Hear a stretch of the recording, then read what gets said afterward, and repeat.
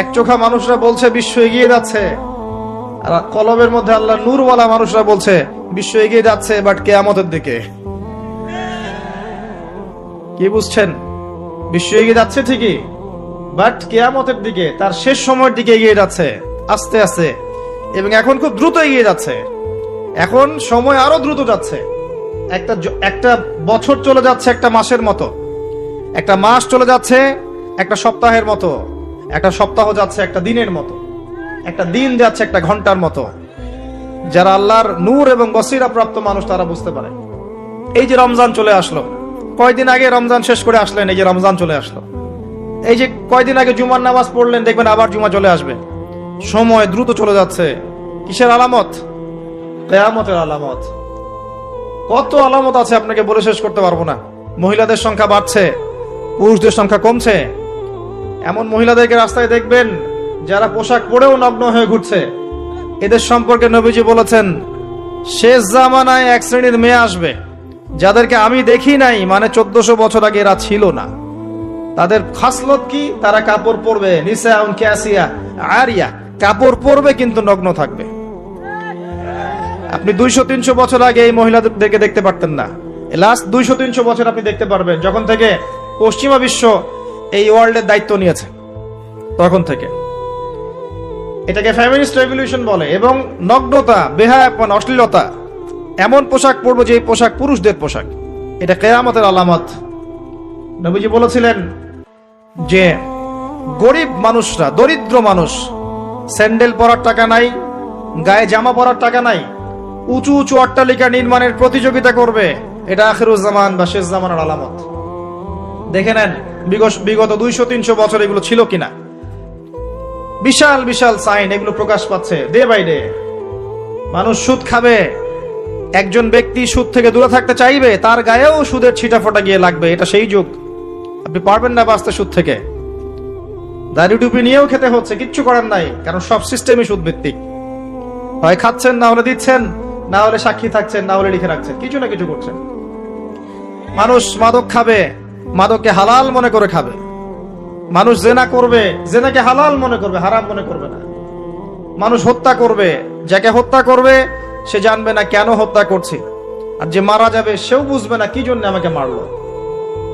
পিতামাতার সাথে দাস দাসীর মতো আচরণ করা হবে, পিতামাতার সাথে দাস দাসীর মতো আচরণ করা হবে। সম্পদের জন্য সন্তান মাকে হত্যা করবে, বাবাকে হত্যা করবে। দুই চোখওয়ালা মানুষরা বুঝতে পারে এগুলো হচ্ছে, দিন দিন বাড়ছে, সময় সংক্ষিপ্ত হয়ে আসছে। আল্লাহ পাকের আযাব গজব বাড়ছে, আসমানি গজব বাড়ছে, জমিনের বালা বাড়ছে, ভূমিকম্প বাড়বে, ডে বাই ডে ভূমিকম্প বাড়বে। এবং 3টা বড় বড় ভূমিকম্প অপেক্ষা করছে আমাদের সামনে। একটা পৃথিবীর পূর্ব দিকে, একটা পশ্চিম দিকে। আমার ধারণা এটা পশ্চিমা সভ্যতায় হবে। আর একটা হচ্ছে পৃথিবীর মাঝখানে। কিছু মুনাফিককে আল্লাহ পাক ধসিয়ে দিবেন আরবের মধ্যে, আর ওখানেও কিছু মুনাফিক আছে। এটা বুঝতে হলে আপনাকে জিওপলিটিক্স বুঝতে হবে। আরবি দিয়ে কথা বললেই কেউ আমিরুল মুমিনিন হয় না। আরবি দিয়ে কথা বললেই কেউ আমিরুল মুমিনিন হয় না। আব্দুল্লাহ বিন উবাইও আরবি দিয়ে কথা বলতো। তো হত্যা বাড়বে।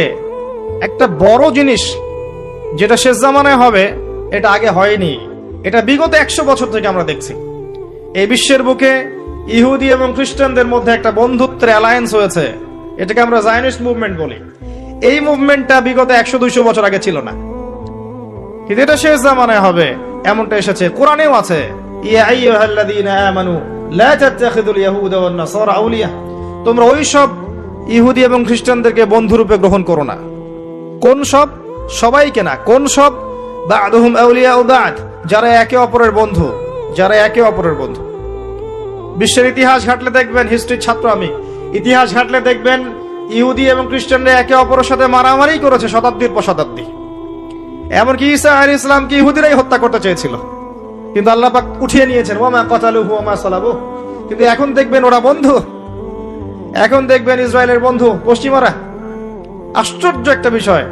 আর কোন নিদর্শনের জন্য অপেক্ষা করছেন?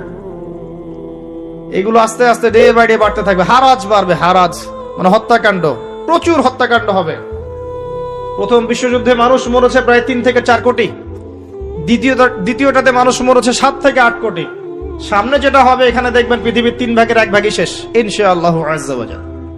এমনটাই হবে ইনশাআল্লাহু তাআলা। আমরা চাই না এমনটা হোক, কিন্তু কুদিয়াল আমর, লেখা হয়ে গেছে, এগুলো কিছু করার নাই। নবী ঈসা আলাইহিস সালাম আসার আগে পৃথিবীর অবস্থা এমন থাকবে না।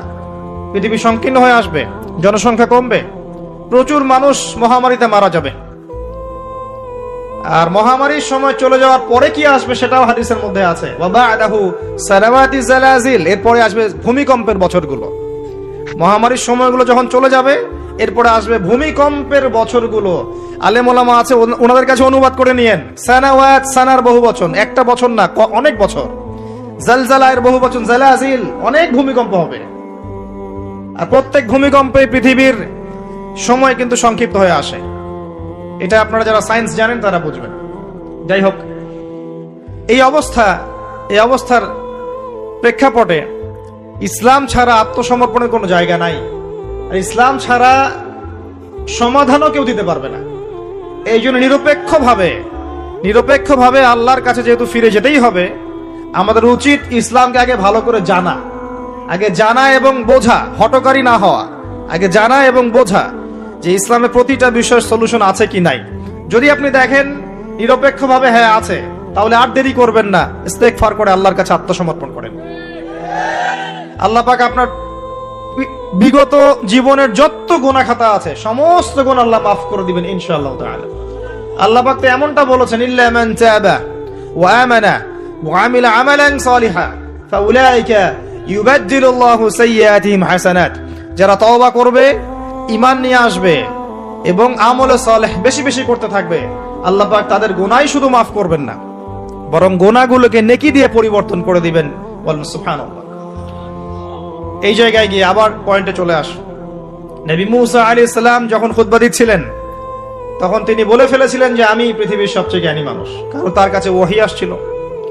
আল্লাহ পাক ধরলেন, আল্লাহ পাক নবীদের ছোট ছোট ভুল ধরতেন। আমাদের নবী মুহাম্মদ সাল্লাল্লাহু আলাইহি ওয়াসাল্লাম বলে দিয়েছিলেন একবার যে আমি মধু খাবো না আজকে থেকে, মনে আছে? মধু হারাম করে নিলাম। লিমা তুহাররিমু মা আহাল্লাল্লাহ, আল্লাহ পাক আয়াত নাজিল করলেন না? কোন সূরায়?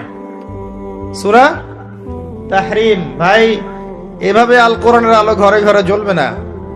যখন কোরআন আপনি স্টাডি করবেন, প্রত্যেকটা ঘরে একটা করে কোরআনওয়ালা মানুষ থাকবে, অটোমেটিক আল্লাহর এই যে আল্লাহ পাকের এই কিতাব আল কোরআনের আলো সমস্ত ঘরে ঘরে জ্বলবে ইনশাআল্লাহ তাআলা। কোরআন পড়ার লোক তো লাগবে, কোরআন পড়ার মানুষ তৈরি করতে হবে। প্রত্যেক ঘরে ঘরে একটা করে মানুষ তো চাই যে কোরআন গবেষণা করতে পারে। তখন দেখবেন অটোমেটিকলি কোরআনের আলো ঘরে ঘরে জ্বলে যাবে ইনশাআল্লাহ তাআলা। আবেগ দিয়ে হয় না, আবেগ দিয়ে কোনো কিছু হয় না। যারা ইসলামের বিরুদ্ধে কাজ করছে এরা আবেগ দিয়ে কাজ করছে না, বিবেক দিয়ে কাজ করছে। আমরা আবেগী জাতি, আমরা আবেগী জাতি না, আমরা আবেগী জাতি, খুব আবেগ আমাদের। দিনের পিছনে আবেগ ভালো জিনিস, কিন্তু আবেগ দিয়ে দিন প্রতিষ্ঠা হয়নি কখনো। নবী সাল্লাল্লাহু আলাইহি ওয়াসাল্লাম হিকমা দিয়ে, বুদ্ধি দিয়ে, কৌশল দিয়ে ধীরে ধীরে বেসিক ঠিক করে আস্তে আস্তে আস্তে আস্তে ইসলামকে এগিয়ে নিয়ে গেছেন। 23 বছর সময় লেগেছে। কত বছর? কখনো অত্যাচার সহ্য করতে হয়েছে, করেছেন। কখনো মার খেতে হয়েছে, খেয়েছেন। কখনো গালি খেতে হয়েছে, খেয়েছেন। কখনো সমালোচনা সহ্য করতে হয়েছে, করেছেন। কখনো দেশ থেকে চলে যেতে হয়েছে, চলে গিয়েছেন। হাল ছেড়ে দেন নাই, ধীরে ধীরে ইসলামকে নিয়ে এগিয়ে গেছেন। একদিনে তো দিন কায়েম হয়নি, হয়েছে? নবী ঈসা আলাইহিস সালাম যখন আসবেন তিনিও একদিনে দিন কায়েম করবেন না, অনেক চড়াই উতরাই পেরিয়েই ইনশাআল্লাহ তাআলা জেরুজালেম থেকে তিনি পুরো বিশ্বে ইসলামী খেলাফা কায়েম করবেন ইনশাআল্লাহ। তার আগ পর্যন্ত এভাবে গ্লোবালি কিছু হবে এটা আমার মনে হয় না। আমি স্টাডি করে যা মনে হচ্ছে আমার কাছে মনে হয় না যে গ্লোবালি তার আগে কিছু হবে। ক্ষুদ্র পরিসরে বা ব্যক্তিগতভাবে বা সামাজিকভাবে ছোট ছোট ক্ষেত্রে কিছু হতে পারে, কিন্তু বড় পরিসরে মনে হচ্ছে না যে এত সময় আমাদের হাতে বাকি আছে। আল্লাহ রাব্বুল আলামিন ভালো জানেন, ইল্লা মাশাআল্লাহ। নবী মুসা আলাইহিস সালাম যখন এই কথা বলছেন, আল্লাহ পাক ধরে ফেলেছেন। তিনি বলছেন, আমার একজন বান্দা আছে যার নাম খিদর আলাইহিস সালাম। খিদর মানে শ্যামল বা সবুজ। তিনি যেখানে বসতেন ওই জায়গাটা সবুজ হয়ে যেত। একটা রুক্ষ জায়গায় তিনি বসলে ওই জায়গা সবুজ হয়ে যেত। তিনি বললেন, খিদির তোমার চেয়ে বেশি জ্ঞানী মানুষ। নবী মুসা আলাইহিস সালাম বললেন, আমি তার সাথে মিট করতে চাই, আমি তার সাথে দেখা করতে চাই, আমি তার কাছে জ্ঞান শিখতে চাই। তিনি এগিয়ে গেলেন জ্ঞান শেখার পথে। একজন সাথীকে সঙ্গে নিলেন, তার নাম ইউশা বিন নূন। এগিয়ে গেলেন, যেতে যেতে তাকে বলে দেওয়া হয়েছিল, এই মাছটা যেখানে গিয়ে জীবিত হয়ে যাবে সেখানেই তুমি তাকে পাবে, যেখানে দুইটা সাগর একসাথে মিলিত হবে সেখানে তুমি তাকে পাবে। নবী মুসা আলাইহিস সালাম ওই জায়গা থেকে আরো দূরে চলে গিয়েছিলেন, এবং যখন তিনি পথটা ভুল করেছেন তখন ক্লান্ত হয়ে পড়েছিলেন। এই জায়গায় গিয়ে আমি বলি যে আপনার জীবনের চলার পথ যদি ভুল হয়, আপনি খুব দ্রুত ক্লান্ত হয়ে যাবেন আর কি। আপনার কথা কি বুঝতে পারেন? আপনার জীবনের চলার পথ যদি ভুল হয়, আল্লাহর পথে না হয়, তাহলে আপনি খুব দ্রুত ক্লান্ত হয়ে পড়বেন। নবী মুসা আলাইহিস সালাম যখন বুঝতে পারলেন পথ ভুল হয়েছে, আবার ফিরে আসলেন, এসে দেখলেন পাথরের উপরে, শিলাখণ্ডের উপরে সেই ব্যক্তি বসে আছেন, তার নাম খিদির আলাইহিস সালাম। যে পৃথিবীর সবচেয়ে জ্ঞানী মানুষ, তার চরিত্র হওয়া দরকার ওই শিলার মতো, এটার একটা নিদর্শন। তিনি পাথরের উপর বসেছিলেন। খিদির আলাইহিস সালাম, নবী মুসা আলাইহিস সালাম বললেন, আমি আপনার কাছে জ্ঞান শিখতে চাই, আমি শুনেছি আপনাকে আল্লাহর পক্ষ থেকে জ্ঞান দেওয়া হয়েছে। তিনি কিন্তু নবী নন। আমি বুঝাতে চাচ্ছি যে নবী না হয়েও জ্ঞানী হওয়া যায়, আল্লাহর পক্ষ থেকে জ্ঞান আসতে পারে যদি আপনার কলবে কি থাকে, নূর থাকে, স্বচ্ছতা থাকে, এবং আপনি বেশি বেশি আল্লাহর জিকির করেন, আল্লাহকে ডাকেন, আপনি আল্লাহর মারিফত অর্জন করতে পারেন, মনের মধ্যে হিংসা থাকে না, বিদ্বেষ থাকে না, অহংকার থাকে না, আল্লাহর নূর আসতে পারে। এই যুগেও সম্ভব ইনশাআল্লাহ তাআলা। হাল আত্তাবিউকা আলা আন তুআল্লিমানি মিম্মা উল্লিমতা রুশদা, মুসা আলাইহিস সালাম বলছেন, আমি কি আপনার সাথে সফর সঙ্গী হতে পারি? এই শর্তে যে আপনি আমাকে জ্ঞান শেখাবেন, যেই জ্ঞান আল্লাহ আপনাকে শিখিয়েছেন। এবার খিদির আলাইহিস সালাম বলছেন, ইন্নাকা লা তাস্তাতিআ মাইয়া সাবরা, তুমি তো আমার সাথে ধৈর্য ধরতে পারবে না। সুবহানাল্লাহ, একজন নবীকে বলছেন, একজন নবীকে একজন মানুষ বলছেন, তুমি তো আমার সাথে ধৈর্য ধরতে পারবে না। আপনি মনে করেন একটা স্কুলের টিচার 100টা বাচ্চাকে পড়াচ্ছেন, পরীক্ষার আগে আপনি বলে দিলেন যে 1 বছর আমি তোমাদেরকে পড়িয়েছি, তুমি অমুক আব্দুল্লাহ ফার্স্ট হতে পারো, আর তুমি আব্দুর রহমান তুমি ফার্স্ট হতে পারবে না, তুমি হবে লাস্ট। আপনার অভিজ্ঞতা, আপনি 1 বছর পড়িয়েছেন, আপনি দেখলেন রেজাল্ট ঠিক তাই হলো, আব্দুল্লাহ ফার্স্ট হয়েছে, আব্দুর রহমান লাস্ট হয়েছে। এর মানে কি এই টিচার গায়েব জানে? গায়েব জানে? তার ইলম, তার প্রজ্ঞা, তার অভিজ্ঞতা। নবী মুসা আলাইহিস সালামকে বলছেন তিনি, খিদির আলাইহিস সালাম, ইন্নাকা লান তাস্তাতিআ মাইয়া সাবরা, তুমি আমার সাথে ধৈর্য ধরতে পারবে না। মানে গল্পের শেষে আপনি গিয়ে দেখবেন তিনি আসলেই ধৈর্য ধরতে পারেন নাই। তো মুসা আলাইহিস সালাম বলেন, ইনশাআল্লাহ আমি ধৈর্য ধরব, আমি ধৈর্য ধরব ইনশাআল্লাহ, এবং আমি আপনার কাজে কোনো বিঘ্ন সৃষ্টি করব না। আচ্ছা ঠিক আছে, চলো। গল্প অনেক বড়, আমি সংক্ষেপে বলছি। 3টা ঘটনা ঘটেছে। একবার নৌকা ফুটা করে দিয়েছেন খিদির আলাইহিস সালাম, দ্বিতীয়বার একজন বালককে হত্যা করেছেন, আর তৃতীয়বার একটা দেয়ালকে নির্মাণ করেছেন, দেয়ালটা পড়ে গিয়েছিল, কোনো পারিশ্রমিক নেননি, ফ্রি অফ কস্ট দেয়াল নির্মাণ করেছেন। নবী মুসা আলাইহিস সালাম প্রত্যেকবার বলছেন যে আপনি এই কাজটা কেন করলেন, আপনি এই কাজটা কেন করলেন, বারবার জিজ্ঞাসা করছেন, ইন্টারফেয়ার করছেন। এবং খিদির আলাইহিস সালাম বলছেন, আমি কি বলিনি তোমাকে, আলাম আকুল লাক ইন্নাকা লান তাস্তাতিআ মাইয়া সাবরা। এক পর্যায়ে যখন তিনি তৃতীয় প্রশ্নের উত্তর দিতে পারলেন না, সবর করতে পারলেন না, তখন খিদির আলাইহিস সালাম বলেন, হাযা ফিরাকু বাইনি ওয়া বাইনাক, এই হচ্ছে তোমার আমার পার্থক্য, আর একসাথে চলা হলো না। তবে যাওয়ার আগে আমি তোমাকে জানিয়ে দেব কেন আমি এই কাজগুলো করেছি। ওই নৌকা ফুটা না করলে, ওই নৌকার পিছনে জলদস্যু ছিল, ভালো নৌকা হলে নিয়ে চলে যেত। আমি ওই ব্যক্তির ক্ষতি করিনি, বরং উপকার করেছি নৌকা ফুটা করে দিয়ে। ওই বাচ্চাকে হত্যা না করলে, ওই বাচ্চার পিতা মাতা ছিল বড় আলেম, বড় আল্লাহওয়ালা, এই বাচ্চা বড় হলে নিজেও কাফের হতো, বাপ মাকেও কুফরিতে নিয়ে যেত। অনেকটা আমাদের নাস্তিক প্রজন্মের মতো আর কি। তিনি হত্যা করেছেন, আল্লাহর আদেশে হত্যা করেছেন। আর ওই যে দেয়াল নির্মাণ করেছি, এই দেয়ালের নিচে ছিল 2 জন এতিম বালকের রেখে যাওয়া পৈতৃক সম্পত্তি। তার বাবা মা রেখে গিয়েছিল সোনার কয়েন, রূপার কয়েন, এইগুলো মাটির নিচে ছিল। তারা বড় হয়ে যেন এটা পায়, অন্য কেউ সিজ করতে না পারে, এই জন্য আমি এখানে দেয়াল নির্মাণ করেছি, কোনো পারিশ্রমিক নেই নাই। বাই দ্য ওয়ে, সোনার কয়েন আর রূপার কয়েনের কথা কোরআনে আছে, দিনার আর দিরহামের কথা কোরআনে আছে, যদিও বিশ্ব ব্যবস্থায় নাই। বিশ্ব ব্যবস্থার IMF নামে একটা সংগঠন আছে, ইন্টারন্যাশনাল মনিটারি ফান্ড, তারা আইন করে সোনার কয়েন আর রূপার কয়েনকে হারাম করে দিয়েছে। আপনি কি সেটা জানেন যে পশ্চিমারা সোনার কয়েন আর রূপার কয়েনটাকে হারাম করেছে অর্থনীতি থেকে? Ban, totally ban. তাদের আর্টিকেলস অফ চার্টারের মধ্যে আছে, লিখা আছে যে এই বিশ্ব বাজার থেকে সোনার কয়েন রূপার কয়েনকে ব্যান করে দেয়া হবে। কেউ যদি আল্লাহর হালালকে হারাম করে তাকে আমরা কি বলতে পারি? কেউ যদি আল্লাহর হারামকে হালাল করে আর আল্লাহর হালালকে হারাম করে নেয় তাকে আমরা কি বলতে পারি? আর এই পাপটার নাম কি? সূরা তাওবার 31 নম্বর আয়াত অনুযায়ী এই পাপটাকে বলা হয় শিরক। জি, সূরা তাওবার 31 নম্বর আয়াত অনুযায়ী এই পাপটাকে বলা হয় শিরক।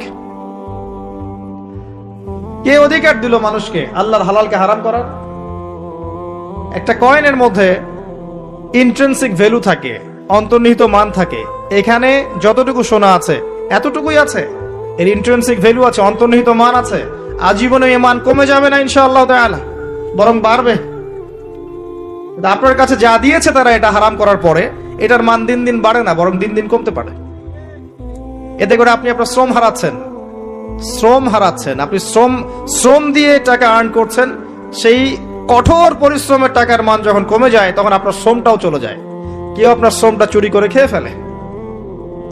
শুধু ব্যক্তির পর্যায়ে না, বড় বড় রাষ্ট্রকে তারা দেউলিয়া করতে পারে, করেছে হিস্ট্রিতে। যাই হোক, ওইদিকে আমি যাচ্ছি না। তবে কোরআনে যে দিন আর দিরহামের কথা আছে এটা জেনে রাখেন। অ্যাটলিস্ট কিছু করতে পারবেন না আমি জানি, বাট জেনে রাখেন। জানতে দোষ আছে? জানতে কোনো দোষ আছে? কিছু করার নাই, কিন্তু জানতে দোষ আছে? আচ্ছা, জেনে রাখেন। এরপরে নবী মুসা আলাইহিস সালাম 3টা উত্তর পেয়ে গেলেন। এখন এই যে ঘটনাটা আপনাকে বললাম সূরা কাহফের মধ্যে আছে, এখানে খিদর আলাইহিস সালাম কি এক চোখ দিয়ে দেখেছেন না 2 চোখ দিয়ে দেখেছেন? নবী মুসা আলাইহিস সালাম বাইরের চোখ দিয়ে দেখছেন, এটা কেন করলেন, এটা কেন করলেন, এটা কেন করলেন। এর পিছনের কারণটা কিন্তু তিনি ধরতে পারেন নাই। নবী হয়েও ধরতে পেরেছেন কে? খিদর আলাইহিস সালাম। তার মানে আল্লাহর পক্ষ থেকে জ্ঞান যখন আপনার কাছে আসবে, আপনার কলবে আল্লাহ নূর আসবে, হিকমা এবং প্রজ্ঞা আসবে, আপনি অনেক দূর পর্যন্ত দেখতে পারবেন ইনশাআল্লাহ তাআলা। এটা সাধারণ মানুষ পারবে না।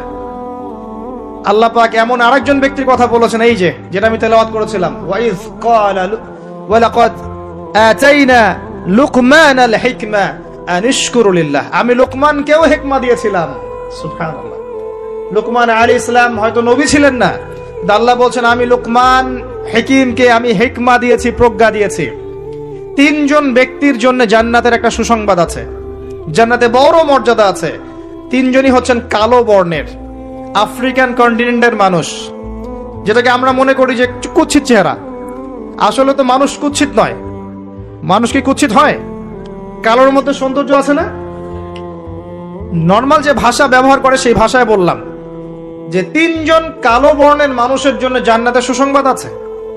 যারা কালো ছিলেন, আফ্রিকার মানুষ ছিলেন, ইথিওপিয়া ইরিত্রিয়ার মানুষ ছিলেন।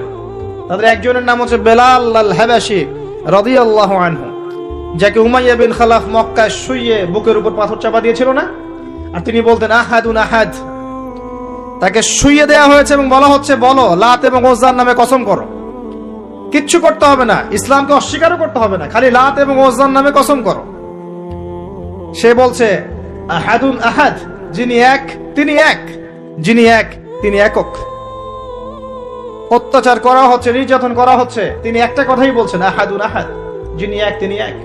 আল্লাহ পাকের কাছে এত ভালো লেগেছে এই কথাটা, আল্লাহ সূরা নাজিল করেছেন কুল হুয়াল্লাহু আহাদ, বলুন তিনি আল্লাহ এক। সুবহানাল্লাহ। বেলাল রাদিয়াল্লাহু আনহুকে যেই মক্কায় নির্যাতন করা হয়েছে, ওই মক্কায় মক্কা বিজয়ের দিন তিনি কাবা ঘরের ছাদে উঠে আজান দিয়েছেন। সুবহানাল্লাহ। আল্লাহ পাক এইভাবেই দিন পরিবর্তন করে দেন। আল্লাহ পাক দিন সবসময় একরকম রাখেন না। আজকে যাকে নির্যাতন করা হচ্ছে, নিপীড়ন করা হচ্ছে, যদি সে হকপন্থী হয়ে থাকে, দেখবেন আল্লাহ পাক তাকে ওই জায়গায় সম্মানিত করে দিবেন ইনশাআল্লাহ। এটা আল্লাহর সুন্নাহ, আল্লাহ পাক করেছেন হিস্ট্রিতে যুগে যুগে। আরেকজন হচ্ছেন বাদশা নাজাশী। এটাকে যার রাষ্ট্রে মুসলিমরা আশ্রয় নিয়েছিল হিজরত করে, আবিসিনিয়ার বাদশা নাজাশী, মনে আছে? সিরাত পড়েছেন? আচ্ছা। আরেকজন হচ্ছে লোকমান হাকিম আলাইহিস সালাম, তার উপরেও জান্নাতের বড় মর্যাদা আছে। তাকে অপশন দেয়া হয়েছিল নবুয়ত নিবেন নাকি প্রজ্ঞা নিবেন। তিনি নবুয়তের দায়িত্বটাকে ভারী মনে করেছেন এবং প্রজ্ঞাটাকে সহজ মনে করেছেন এবং প্রজ্ঞাটাকে তিনি বেশি বেশি নেয়ার জন্য আল্লাহর কাছে দোয়া করেছেন। আল্লাহ রাব্বুল আলামিন তাকে প্রজ্ঞা নাজিল করেছেন, প্রজ্ঞা দিয়েছেন। আসেন তিনি কি বলছেন এবং একজন প্রজ্ঞাবান মানুষের আচরণ কেমন হওয়া উচিত। তিনি আল্লাহ পাক বলছেন, ওয়ালাকাদ আতাইনা লুকমানাল হিকমা, আমি লোকমানকে হিকমা এবং প্রজ্ঞা দিয়েছি, আমার পক্ষ থেকে জ্ঞান শিক্ষা দিয়েছি। আনিশকুরু লিল্লাহ, জ্ঞানের প্রথম কাজটা হচ্ছে হে লোকমান তুমি আল্লাহর শুকরিয়া আদায় করবে। সুবহানাল্লাহ, একজন জ্ঞানী মানুষ আল্লাহর শুকরিয়া আদায় করে। ওয়া মান ইয়াশকুর ফাইন্নামা ইয়াশকুরু লিনাফসি, যে ব্যক্তি আল্লাহর শুকরিয়া আদায় করে সে নিজের নফসের ভালোর জন্যই সেটা করে। আল্লাহ পাক অন্য আয়াতে বলেছেন, লা ইন শাকারতুম লাযিদান্নাকুম, যদি তোমরা আল্লাহর শুকরিয়া আদায় করো আমি তোমাদের প্রতি আমার নেয়ামতকে কি করব, বাড়িয়ে দেব। ওয়ালা ইন কাফারতুম, যদি তোমরা কুফরি করো, ইন আযাবি লাশাদীদ, আমার আযাব বড়ই কঠিন, বড়ই কঠিন। আমাদের উচিত দিনে কমপক্ষে 100 বার করে হলেও আলহামদুলিল্লাহ পড়া যাবে। যে কোনো অবস্থাতে আলহামদুলিল্লাহ, আলহামদুলিল্লাহ। ভাই কেমন আছেন? আলহামদুলিল্লাহ। ভাই পরিবার কেমন আছে? আলহামদুলিল্লাহ। ভাই চাকরি কেমন আছে, চলছে কেমন? আলহামদুলিল্লাহ। ব্যবসা কেমন? আলহামদুলিল্লাহ।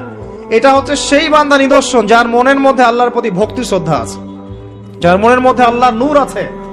তার নিদর্শন হচ্ছে সে সব সময় শুকরিয়া আদায় করবে। একটা এক্সাম্পল দিচ্ছি, দেখেন ইব্রাহিম আলাইহিস সালাম ওই প্যালেস্টাইনে থাকতেন, আর এই যে এইখানে মক্কায় তার একজন স্ত্রী হাজারা আলাইহিস সালাম, ওইখানে একজন স্ত্রী সারা আলাইহিস সালাম। মনে আছে ঘটনা? আচ্ছা, তিনি আসলেন বাসায়, দরজায় নক করছেন যে বাসায় কে আছে? দরজার পিছন থেকে বলা হচ্ছে যে আমি। তিনি বলছেন ইসমাইল কোথায়? তখন আওয়াজ আসছে ইসমাইল শিকার করতে গেছে। তারপরে তাকে বলা হচ্ছে তোমরা কেমন আছো, স্বামী স্ত্রী তোমরা কেমন আছো? তো স্ত্রী জবাব দিচ্ছে আমরা ভালো নাই, আমাদের ঘরে অনেক অভাব, আমাদের অনেকের স্ত্রীর মতো। আছে না এরকম? সারা জীবন করে যাবেন, একটা কথাই শুনবেন শেষ বয়সে গিয়ে, জীবনে কিছুই পাইলাম না তোমার কাছে। নিজের মাথার ঘাম পায়ে ফেলে করতেই থাকবেন, করতেই থাকবেন, করতেই থাকবেন, করতেই থাকবেন, কিন্তু আপনি শুনতেই থাকবেন, শুনতেই থাকবেন, কিছুই করলাম না, কিছুই পাইলাম না, কিছুই পাইলাম না। অমুক ভাবি কত ভালো আছে, অমুক কত ভালো আছে, অমুকের এত আছে, অমুকের তত আছে। সুবহানাল্লাহ, এটা আমাদেরই দোষ।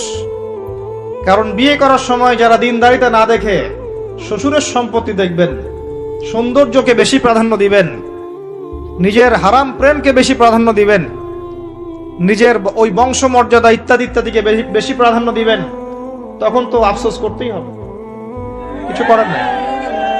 এই জন্যই তো নবী সাল্লাল্লাহু আলাইহি ওয়াসাল্লাম বলেছেন যে দিনদার স্ত্রীদেরকে দেখে বিয়ে করো, যার মধ্যে দিনের বুঝ আছে, জ্ঞান আছে, একে দেখে বিয়ে করো। তবে এখানে একটা বিষয় আপনাকে সতর্ক করতে চাই যে প্রত্যেকটা বোরখার পিছনেই সঠিক দিনদারিতা থাকে না। অতএব এটা দেখেও ধোঁকা খাওয়ার কিছু নাই। দিনদারিতা আল্লাহর সাথে বান্দার মনের ব্যাপার। দিনের বেসিক কিছু প্রশ্নের মাধ্যমে আপনি তার উত্তর পেতে পারেন, দিনের বেসিক কিছু বুঝ আচরণ দেখে আপনি তার উত্তর পেতে পারেন, তার তাকওয়া দেখে আপনি উত্তর পেতে পারেন। একজন আমিরুল মুমিনিন খলিফা, তিনি রাত্রেবেলা জনগণের অভাব অনটন দেখেন। একদিন দেখতে দেখতে রাতে ক্লান্ত হয়ে পড়লেন, একটা দেয়ালের আড়ালে তিনি দাঁড়িয়ে বিশ্রাম নিচ্ছেন, বসে পড়েছেন। দেয়ালের পিছন থেকে তিনি আওয়াজ শুনছেন, মা আর মেয়ে কথাবার্তা বলছে। মা বলছে দুধে পানি মিশাও, আর মেয়ে বলছে যে ইত্তাকিল্লাহ, হে মা আল্লাহকে ভয় করো। তার মা বলছে এখানে তো ওমর নাই, ওমরের প্রশাসন নাই, ভয়ের কি আছে, মিশাও, পানি মিশাও। তখন এই মেয়ে বলছে ওমর নাই তো কি হয়েছে, ওমর রব আল্লাহ তো জীবিত আছেন, তিনি দেখছেন। ওমর রাদিয়াল্লাহু আনহু পরের দিন ওই বাড়িটা মার্ক করে রাখলেন রাত্রেবেলা। পরের দিন তার ছেলেকে নিয়ে আসছেন এই বাসায়, এসে মেয়ে দেখাচ্ছেন, এই মেয়ে পছন্দ হয় কিনা দেখো। মেয়ে পছন্দ হয়ে গেছে। আমিরুল মুমিনিনের মানে রাষ্ট্রপ্রধানের ছেলের সাথে এই মেয়ের বিয়ে হয়ে গেল। দুধওয়ালি, দুধ ধোয়াচ্ছেন যেই মেয়ে, কি দেখে বিয়ে দিলেন? সৌন্দর্য দেখে, বংশমর্যাদা, শ্বশুরের টাকা, যৌতুক। এই কাজ যদি আমরা করতে না পারি, সংসারে শান্তি আসবে না, তখন কিছু করার থাকবে না ভাই। কারণ এই ফিতনা একবার ঢুকে গেলে জীবনটা ম্যাসাকার। এগুলো ডিল করতেই দিন দিন অনেক চলে যাবে। দিনের ফিকির পরে দেখবেন পরিবার সামলাতেই সময় শেষ, দিন শেষ। মানসিকভাবে যদি আপনি ফ্রেশ না থাকেন, ভালো না থাকেন, সাউন্ড না থাকেন, আপনি দিনের জন্য কিন্তু কিছু করতে পারবেন না।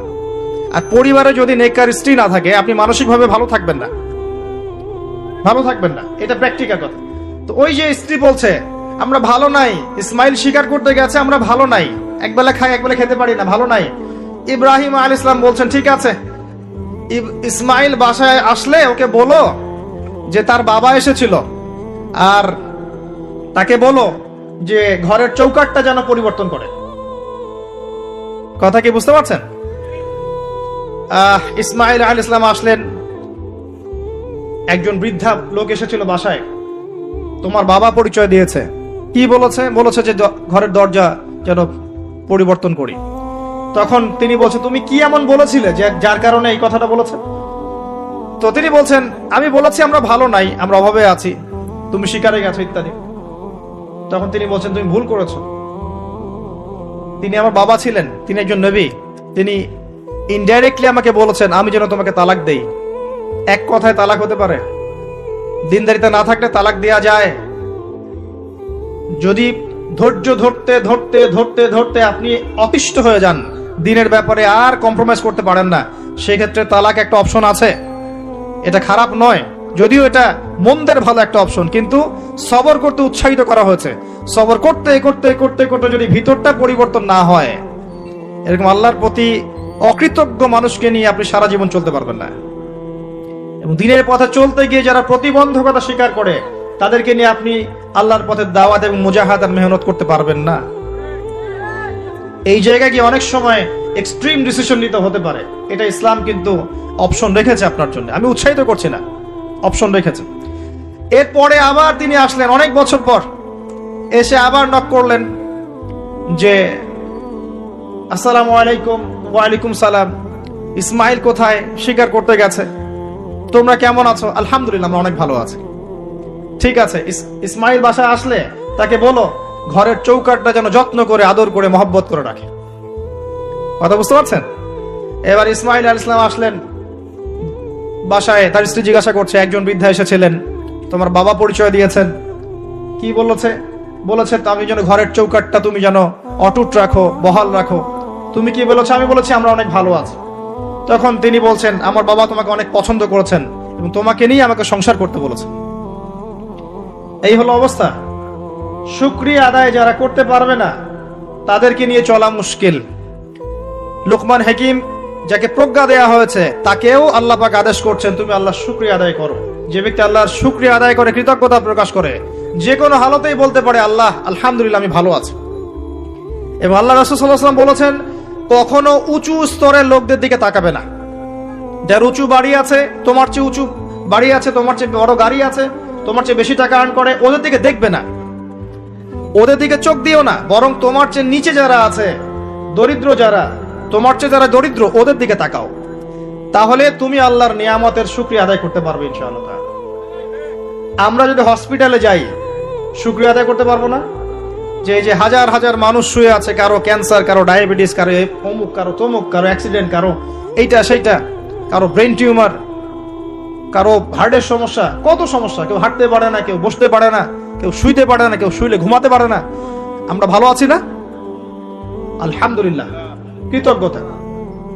যখন আপনি আপনার চেয়ে বিপন্ন কোনো মানুষকে দেখবেন, দেখে যদি এই দোয়াটা পড়েন আলহামদুলিল্লাহিল্লাযী আফানি মিম্মা ইবতালাকা বিহি ওয়া ফাদ্দালানি আলা কাসীরিম মিম্মান খালাকা তাফদীলা। আল্লাহর শুকরিয়া আদায় করছি যে আল্লাহ তোমাকে যে বিষয় দিয়ে পরীক্ষা করেছেন, আমাকে তার থেকে নিরাপদ রেখেছেন, এবং হাজার মানুষের চাইতে আল্লাহ পাক আমাকে উত্তম জায়গায় রেখেছেন, ভালো রেখেছেন। এই দোয়াটা যে ব্যক্তি পড়বে, ওই বিপদ তাকে স্পর্শ করবে না ইনশাআল্লাহ। এভাবে আপনি আল্লাহর শুকরিয়া আদায় করতে পারেন। আর আল্লাহ পাকের শুকরিয়া আদায় করার সবচাইতে বড় নিদর্শন হচ্ছে আপনি আল্লাহর আদেশ নিষেধ মেনে চলছেন কিনা। যে ব্যক্তি আল্লাহর আদেশ এবং নিষেধকে মেনে চলছে, এই ব্যক্তি প্রকৃতপক্ষে আল্লাহ শুকরিয়া আদায় করছে, তাই নয় কি? খালি মুখে যদি বলি আমি আল্লাহ শুকরিয়া আদায় করি, নামাজ নাই, সওম নাই, যাকাত নাই, কিচ্ছু নাই, মুখে মুখে বলছি আমি আল্লাহকে অনেক ভালোবাসি, এই ভালোবাসার দাম আছে? আল্লাহ পাক কি বলেছেন? যে তোমরা যদি আল্লাহর ভালোবাসা পেতে চাও, কুল ইন কুনতুম তুহিব্বুনাল্লাহ ফাত্তাবিউনি, আমার অনুসরণ করো। কার অনুসরণ? মুহাম্মদ সাল্লাল্লাহু আলাইহি ওয়াসাল্লামের অনুসরণ করো, তার সুন্নাহ মাফিক জীবন করো। ইনশাআল্লাহ আল্লাহ পাক তোমাদেরকে মাফ করে দিবেন, আল্লাহ তোমাদেরকে ভালোবাসবেন ইনশাআল্লাহ।